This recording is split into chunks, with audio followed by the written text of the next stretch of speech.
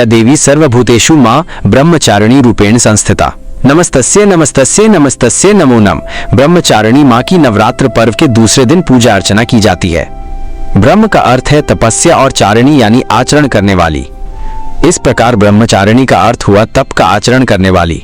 इनके दाहिने हाथ में जप की माला एवं बाएं हाथ में कमंडल रहता है।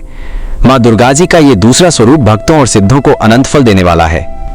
इनकी उपासना से मनुष्य में तपत्याग, वैराग्य, सदाचार, संयम की वृद्धि होती है। जीवन के कठिन संघर्षों में भी उसका मन कर्तव्य पथ से विचलित नहीं होता। देवी को पंचामृत से स्नान कराकर सफेद सुगंधित फूल, रोली, कुमकुम और अक्षत अर्पित किए जाते हैं। माता को मिश्री, चीनी या सफेद मिठाई का भोग लगाना बहुत शुभ माना जाता है। मां ब्रह्मचारिणी जी की कथा। पूर्व जन्म में इस देवी ने हिमालय के घर पुत्री रूप में जन्म लिया था और नारद जी के उपदेश से भगवान शंकर को पति रूप में प्राप्त करने के लिए घोर तपस्या की थी। इस कठिन तपस्या के कारण इन्हें तपश्चारिणी अर्थात ब्रह्मचारिणी नाम से अभिहित किया गया। 1000 वर्ष तक इन्होंने केवल फल फूल खाकर बिताए और 100 वर्षों तक केवल जमीन पर रहकर शाक पर निर्वाह किया।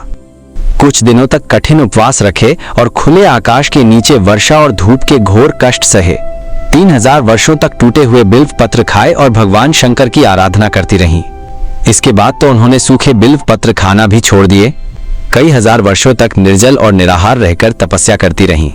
पत्तों को खाना छोड़ देने के कारण ही इनका नाम अपर्णा नाम पड़ गया।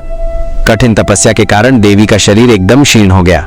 देवता, ऋषि, सिद्धगण, मुनि सभी ने ब्रह्मचारिणी की तपस्या को अभूतपूर्व पुण्य कृत्य बताया, सराहना की और कहा, हे देवी, आज तक किसी ने इस तरह की कठोर तपस्या नहीं की।